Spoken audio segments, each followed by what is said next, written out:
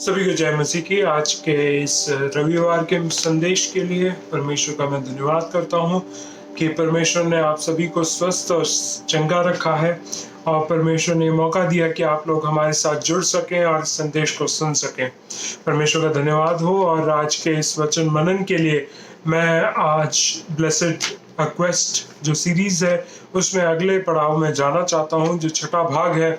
और वो भाग इस तरीके से है, मत्ती रचित सुसमाचार उसका 5वां अध्याय उसका 8वां वाक्य मैं आपके बीच में पढ़ूंगा। धन्य हैं वे जिनके मन शुद्ध हैं, क्योंकि वे परमेश्वर को देखेंगे। आपका तो मुझे नहीं पता, लेकिन मुझे अपने बचपन के दिन जब याद आते हैं तो मुझे ये याद आता है कि मैं ऐसे गीतों को गाया करता था जिसमें ये बोला जाता था कि परमेश्वर मुझे तेरे को देखने की एक आस है, मुझे तेरे को देखने की एक लगन है। और ये जो एक ट्रेंड था या एक विषय हम गानों में देख सकते हैं कि किस तरीके से परमेश्वर जो है देखने के लिए या हमें परमेश्वर को देखने के लिए एक इच्छा हर किसी के अंदर थी। मेरे अंदर भी वो इच्छा थी और मैं बचपन से ही मैं चाहता था कि परमेश्वर को देखूं, क्योंकि जब हम एक पेंटिकॉस्टल कलीसिया में और पेंटिकॉस्टल रीति से जब हम परमेश्वर के सिद्धांतों को सीखते थे तो कलीसिया में होता क्या था कि बड़े लोग और जो बुजुर्ग हुआ करते थे, जो हमसे थोड़े बड़े हुआ करते थे, वे लोग जब आराधना करते थे, जब गीतों को गाते थे तो उसके बीच में अन्य भाषा में बहुत बोलते थे। और उस समय नासमझी में बहुत ज़्यादा मैंने शायद मजाक भी किया होगा, मैंने नासमझी में बहुत सारी चीज़ें कॉपी भी किया होगा, लेकिन इसलिए नहीं किया कि मुझे उन लोगों को नीचे गिराना था या मेरे को ये था कि बस उनकी बेइज्जती करनी है, इस वजह से नहीं। लेकिन मेरे अंदर एक चाह थी कि मैं भी ये करना चाहता हूँ, मैं भी ये पाना चाहता हूँ, मैं भी एक दिन ये करना चाहता हूँ।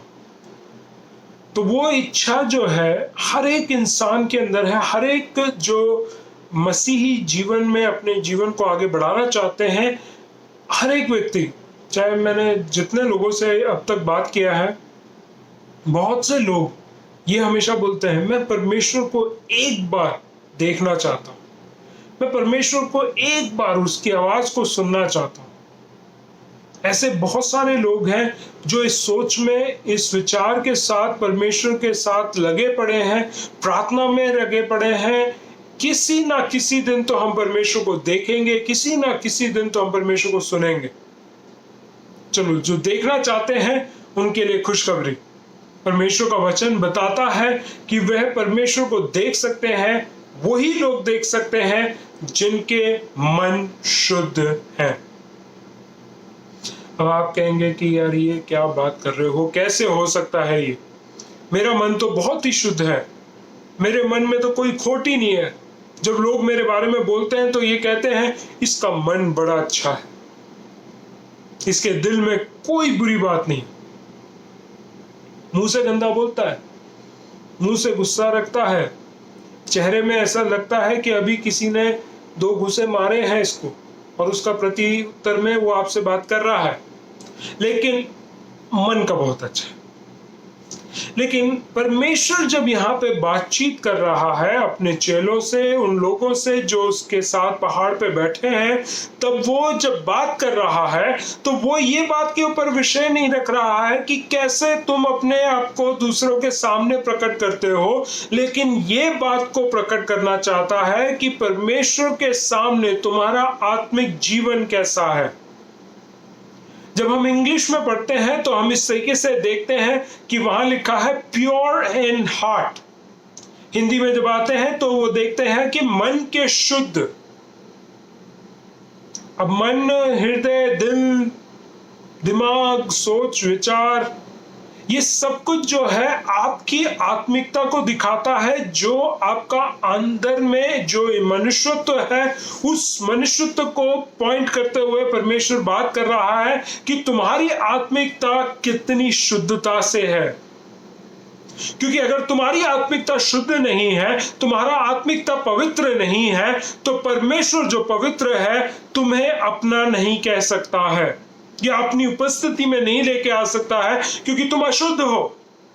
और वो शुद्ध है, वो पवित्र है, वो अशुद्ध चीजों के साथ संगति नहीं रख पाता है। इसलिए जो लोग मन के शुद्ध नहीं है वे कभी भी परमेश्वर को नहीं देख पाएंगे। जब मैं ये बात को कह रहा हूं, मेरे को ये बात समझने में तकरीबन अगर देखा जाए मोटा मोटा भी अगर मान के चलूं तो 15 साल लग गए मुझे इस बात को समझने में। 18 साल की उम्र से मैं ये बात को सोच रहा था कि मैं प्रार्थना में बैठूंगा, मैं उपवास रखूंगा और मैं एक दिन जरूर पवित्र आत्मा पालूंगा। मुझे 15 साल लग गए। प्रार्थना, उपवास, मीटिंगों में जाना, वचनों को सुनना, सब कुछ करके देख लिया।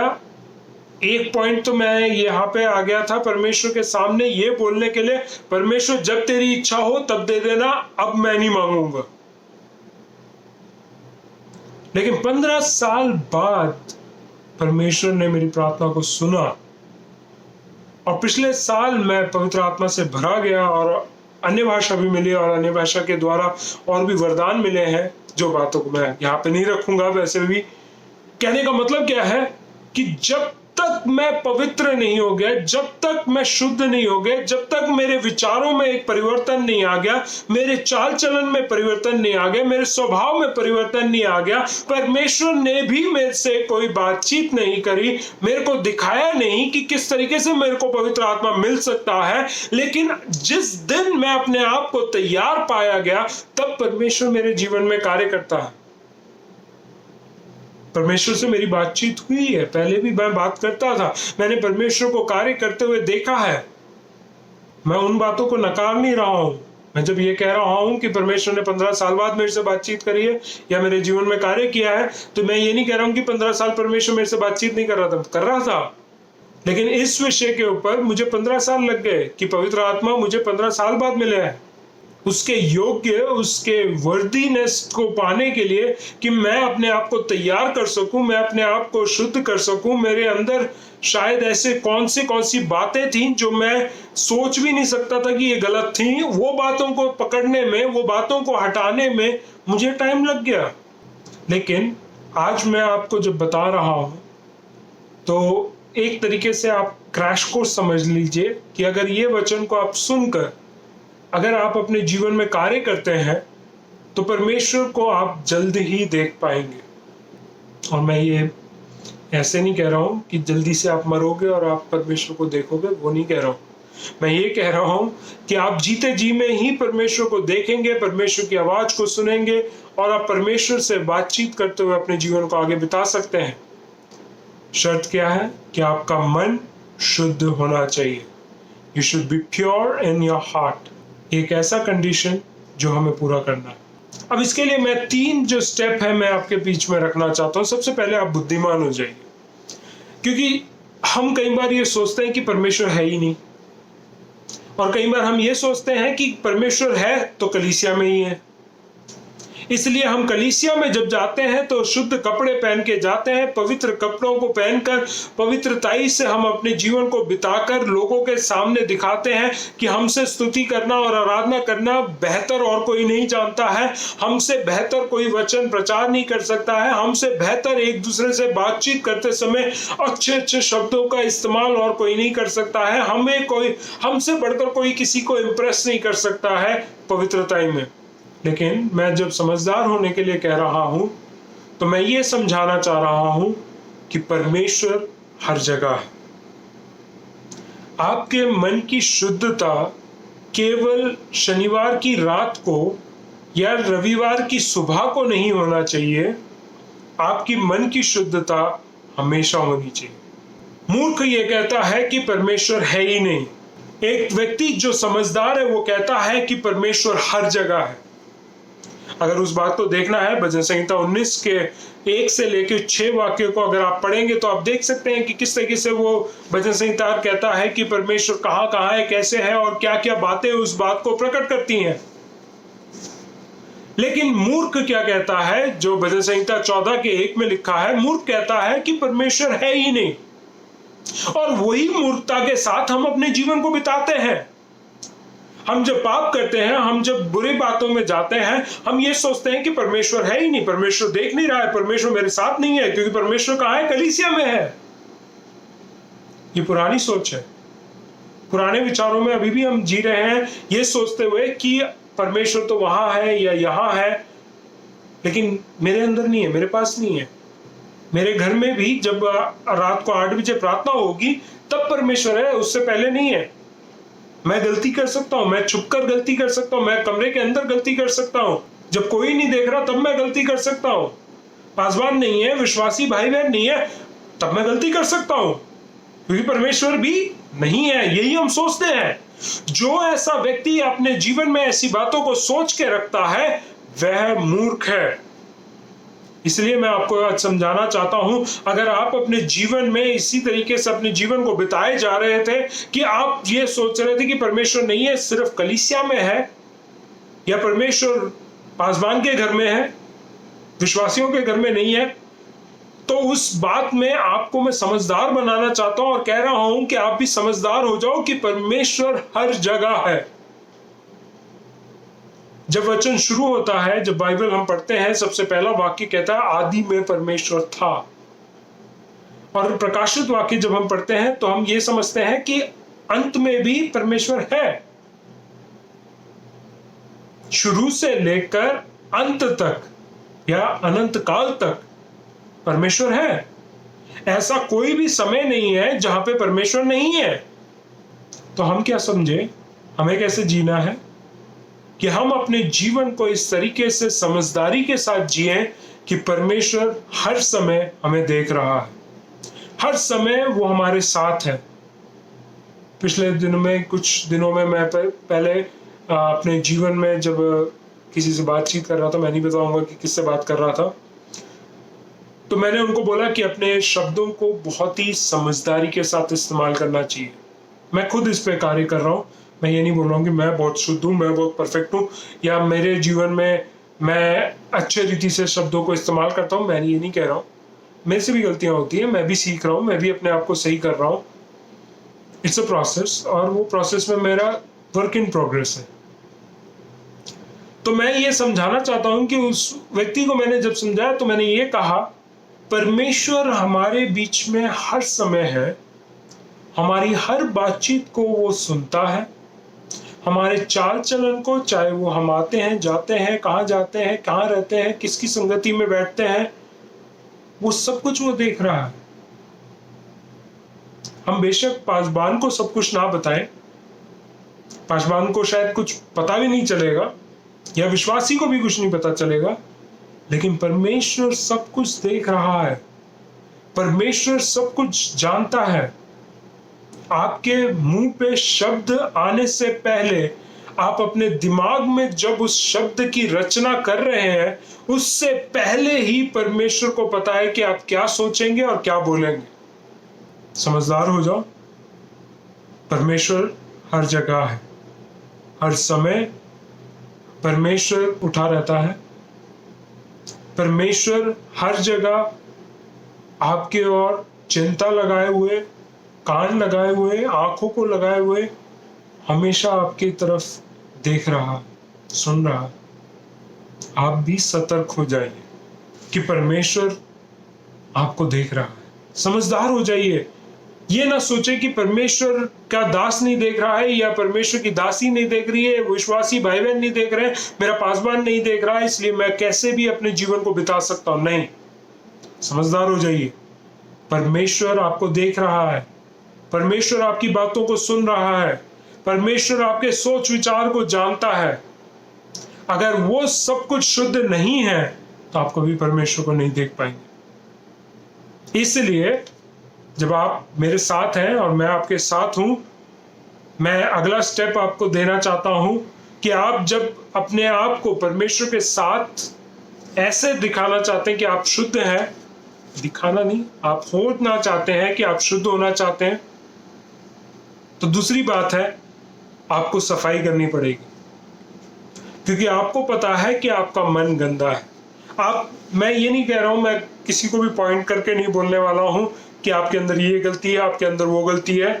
आप जानते हैं कि आपके अंदर क्या गलती है, आप जानते हैं कि आपकी कमजोरियां क्या हैं, आप जानते हैं कि शैतान हमें किस किस बातों में गिराता है और गिराता आ रहा है और गिराता रहेगा। तो इसलिए हमें चाहिए कि हम अपने आप को जांचें कि हमारे अंदर क्या क्या गलतियां हैं। हम ये देखें कि हमारे अंदर जो गलतियां हैं उसको हम निकालें बाहर, क्योंकि वो पवित्र है, वो शुद्ध है, वो पवित्रताई के साथ रहता है, और जो पवित्र होगा वही पवित्र लोगों को देख पाएगा। यानी कि अगर आप पवित्र हैं, आप अपने अंदर शुद्ध हैं, तो अगर आप पवित्रताई और शुद्धता के साथ अपने जीवन को बिता रहे हैं तो परमेश्वर को आप देखने पाएंगे। मैं ये चाहता हूं कि आप में से हर एक व्यक्ति जो मेरे को इस वचन के द्वारा सुन रहे हैं, वे सभी परमेश्वर को देखने के योग्य हो जाए। परमेश्वर का वचन पहले यूहन्ना 1:9 में इस तरीके से कहता है, अगर तुम अपने पापों को अंगीकार करते हो तो वो विश्वास योग्य है, वह क्षमा करेगा। He is faithful to forgive all of your sins। अगर आपके अंदर कुछ गलतियां हैं, ईर्ष्या है, गुस्सा है, जलन है, लालच है, एक दूसरे को दबाने की बात है, घमंड है, झूठ है, व्यभिचार है, ऐसी सारी बातें, लुचपन, दारू पी के शराबी होना, वो सब कुछ बातों को परमेश्वर के सामने रखो। कई बार आपको लगेगा ही नहीं कि ये तो मेरा नॉर्मल लाइफ है, नॉर्मल चीजें हैं, ये तो समाज में सभी लोग करते हैं, इवन मैंने कई मसीहों को देखा है ऐसे करते हुए, तो मैं भी कर लूं तो क्या बुरा है। मैं इतना ही कहना चाहता हूं कि आप जो भी कर रहे हैं, अगर वो परमेश्वर के वचन के खिलाफ है तो परमेश्वर को आप कभी नहीं देख पाएंगे। अगर आपकी इच्छा है कि आप परमेश्वर को देखना चाहते हैं, अपने मन को शुद्ध करें, अपने हृदय को शुद्ध करें, फिर आप देखेंगे कि परमेश्वर कैसे कार्य करता है, परमेश्वर कैसे अपने चीजों को, अपने आप को आपके जीवन में प्रकट करता है। तो तीसरी बात यह है कि पहली बात हमने देखी है कि पहले हमें अगर परमेश्वर को देखना है तो बुद्धिमान होना पड़ेगा। दूसरी बात, अगर हमें अपने परमेश्वर को देखना है तो अपने जीवन में शुद्धिकरण करना होगा या धोना पड़ेगा, सफाई करनी पड़ेगी। तीसरी बात जो हमें करनी पड़ेगी अपने जीवन में वो ये है कि हमें आनंद मनाना पड़ेगा।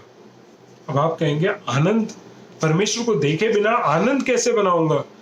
मेरे को कोई खुशी थोड़ी है कि परमेश्वर को देखे बिना जब मैं अपने आत्मिक जीवन को बिता रहा हूं, मैं इतना सारा कार्य कर रहा हूं, मैं बुद्धिमान बन रहा हूं, मैं शुद्धिकरण कर रहा हूं, मैं सब कुछ पवित्र होके फिर मैं आनंद करूं, केवल आनंद करूं? नहीं, मैं आनंद करने के मतलब का क्या कहना चाहता हूं कि कई बार हम लोग जो है दो चीजें नहीं कर पाते हैं। सबसे पहले हमारे जीवन में हम नेगेटिविटी को, यानी कि नकारात्मक बातों को संभाल के रखते हैं। क्या मतलब?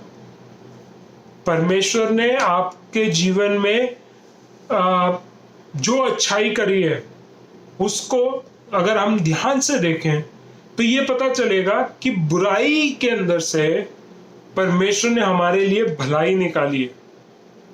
रोमियो की पत्री 8:28, जो लोग परमेश्वर से प्रेम करते हैं उनके लिए वह हर बात में भलाई को उत्पन्न करता है।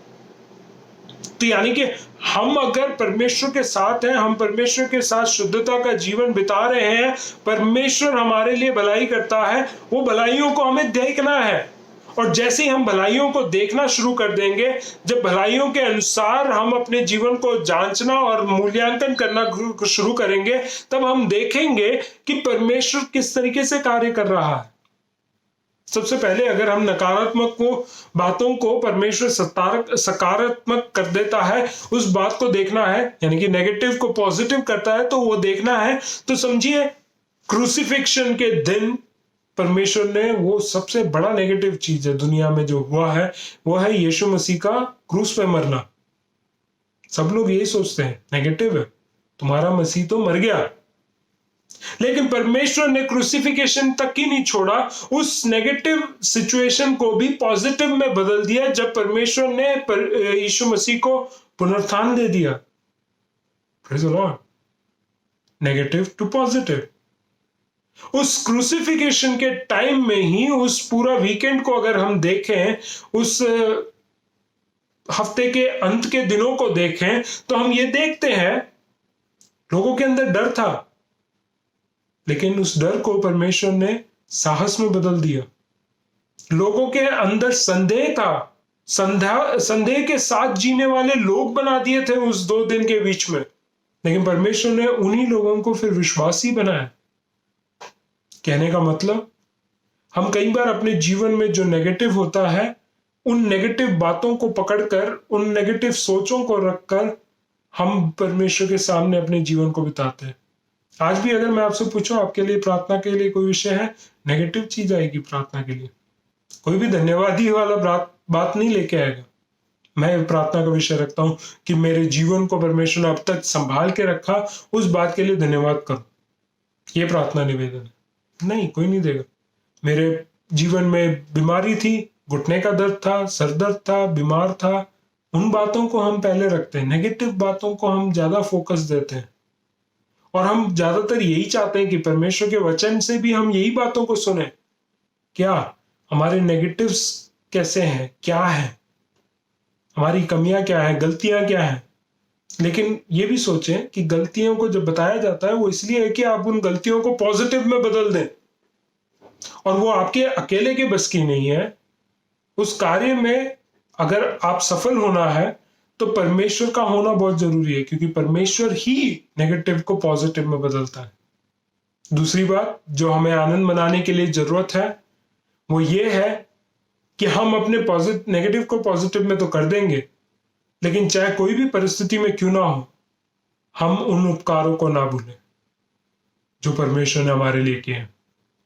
हमारे जीवन के उन लोगों को ना भूलें जो हमारे लिए आशीष का कारण ठहरे, जो आपके लिए सेवा कर रहे थे, जो कर रहे हैं, जिन्होंने आपसे प्रेम किया, जिन्होंने आपके लिए प्रार्थना किया, जिन्होंने आपके लिए चिंता किया। मैं जानता हूं कि बहुत सारे लोगों के लिए बहुत सारे लोगों ने बहुत बड़े बड़े काम भी किए होंगे, और इस वजह से हम बड़े बड़े लोगों को याद रखते हैं। उनके मरने के बाद भी हम उनको याद रखते हैं, लेकिन हम उन लोगों को भूल जाते हैं जो छोटे से छोटा काम हमारे लिए करते हैं। इतना ही तो किया था उसने, कौन सी बड़ी बात है। ऐसा ना करें। हम वो छोटी छोटी बातों को याद करके, जो आपके जीवन में आपके प्रियजनों ने आपके जीवन में किया है, शायद आपके पासवान ने आपके लिए प्रार्थना किया है, शायद आपको बताया नहीं होगा, आपके बारे में चिंता करते हैं, वो निवेदन वो शायद आपके सामने नहीं लेके आए, वो चिंता शायद आपको नहीं दिखाया होगा। क्योंकि मैं जब ये बात को कह रहा हूं, तो मैं हमेशा इस बात को याद करता हूं, मेरे पिताजी भी ऐसा किया करते थे। वो मेरे से बहुत प्यार करते थे, लेकिन वो कभी भी मेरे सामने कुछ नहीं बोलते थे, या मेरे सामने कभी प्रकट नहीं करते थे कि वो मेरे से कितना प्यार करते थे। लेकिन मेरे को दूसरों से पता चलता था कि वो कहते थे कि वो तुम्हारी तारीफ कर रहे थे, तुम्हारे बारे में ही बात कर रहे थे, तुम्हारे बारे में चिंता करते हैं, तुमसे प्रेम करते हैं। जब मैं वो बातों को सुनता था, तो मेरे दिल में बहुत खुशी आती थी। उसी तरीके से परमेश्वर आपके बारे में चिंता करता है, परमेश्वर आपसे प्रेम करता है, परमेश्वर आपके साथ है। ये बातों को सुनकर बड़ी खुशी होती है। खुशी के कारण या आनंद मनाने के लिए जब मैं कह रहा हूं, तो ये 2 बातें हमेशा याद रखें कि आपके जीवन में जो नेगेटिव थी, परमेश्वर ने उसको पॉजिटिव किया, और परमेश्वर ने आपके जीवन में जो कार्य किए हैं, उपकार किए हैं, जो अच्छे अच्छे अवसर आपके जीवन में जोड़े हैं, शायद आपका बैप्टिज्म वाला दिन होगा, शायद आपकी शादी का दिन होगा, आपका पहला बच्चा या दूसरा बच्चा, जितने भी बच्चे पैदा हुए हैं, वो आपके लिए खुशी का दिन दिया होगा। आपने स्कूल से ग्रेजुएट किया या कॉलेज से ग्रेजुएट किया, वो आपके लिए खुशी का दिन हो सकता है। वो पलों को याद रखें हमेशा। हमारे इस नकारात्मक दुनिया में कई बार हम ये भूल जाते हैं कि परमेश्वर ने हमारे जीवनों में क्या क्या कार्य किया है। हम कमियों के ऊपर ध्यान देते हैं, कमजोरियों पे ध्यान देते हैं, लेकिन हम ये भूल जाते हैं कि परमेश्वर ने मेरे लिए क्या क्या किया है। भजन संगीतकार सही कहता है, हे मेरे मन यहोवा का स्तुति कर, उसके किसी भी उपकार को ना भूलना। बहुत अच्छी बात। देखिए, मैं इतना ही सिंपल रीति से बताना चाहता हूँ मन की शुद्धि के लिए। समझदार हो जाओ, सफाई कर लो और आनंद मनाओ, क्योंकि आपको अपने आप ही दिखने लगेगा कि परमेश्वर ने आपके जीवन में क्या क्या कार्य किया। परमेश्वर आपसे बातचीत करेगा, परमेश्वर आपके साथ संगति रखेगा, क्योंकि आप शुद्ध हैं, आप पवित्र हैं। जब आप पवित्र हो जाएंगे, वो पवित्र परमेश्वर भी आपके साथ संगति रखेगा। आशा करता हूं ये परमेश्वर का वचन आपको आशीषित किया है। क्यों ना हम अपनी आंखों को बंद करें और प्रार्थना करें। स्वर्गीय पिता परमेश्वर, आपके चरणों में आते हैं परमेश्वर धन्यवाद के साथ। प्रभु यीशु, आपके नाम से हम पिता से मांगते हैं कि हमारे मनों को तो शुद्ध कर दे। हमारे मनों में कोई भी ऐसी बात ना रहने पाए जो आपके साथ संगति रखने में हमारे लिए बाधा बन सकती है। परमेश्वर, हम प्रार्थना करते हैं आने वाले दिनों में हम अपने आप को तैयार करने पाए, अपने आप को बुद्धिमान बनाने पाए, कहने पाए कि परमेश्वर, हमने अपने जीवन को शुद्धिकरण के लिए तैयारी कर दी है कि हम शुद्धिकरण पा सकें, हम शुद्ध हो जाए। और परमेश्वर, हम आनंद भी बनाते हैं क्योंकि तूने हमारे जीवन में सारे नेगेटिव को पॉजिटिव किया है। और परमेश्वर, आपने हमारे जीवन में ऐसे ऐसे लोगों को, ऐसे ऐसे कार्यों को, ऐसे ऐसे परिस्थितियों को हमारे जीवन में करके दिखाया और भेजा है, जिसकी वजह से हम आपसे आनंदित हो जाते हैं। प्रभु, हमारी इच्छा इतनी ही है, ये सब कुछ करने का कारण यही है कि हम एक दिन तुझे देखने पाए। हमें इस काबिल बना, इस कदर शुद्ध कर दे हमारे आत्मिक जीवन में कि हम तुझे देखने पाए। सभी लोगों को एक और बार आपके हाथों में देते हुए मांगते हैं प्रार्थना विनती प्रभु यीशु मसीह के नाम से, आमीन। ये सीरीज के बाद जो है, इस सीरीज का ये भाग जब खत्म हो गया है, अगले भाग में मैं आपके बीच में मत्ती रचित सुसमाचार 5:9 रखना चाहूंगा। सिर्फ मैं पढ़ के खत्म करूंगा। आप उस संदेश के लिए भी इंतजार करें। परमेश्वर आपको आशीषित रखें। ये वाक्य इस तरीके से कहता है, धन्य है वे जो मेल कराने वाले हैं, क्योंकि वे परमेश्वर के पुत्र कहलाएंगे। आशा करता हूं ये सीरीज आपको अच्छा लग रहा है। मैं आपसे ये उम्मीद करता हूं, निवेदन करता हूं कि आप इस चैनल को सब्सक्राइब करें। अगर ये सीरीज आपको आशीषित करता है तो मैं यही उम्मीद करूंगा कि आप अपने इस आशीष को अपने तक सीमित ना रखें, आगे भी बांटें। परमेश्वर आपको स्वस्थ रखें, सुरक्षित रखें, जहां कहीं पे भी हो आशीषित रखें। जय मसीह।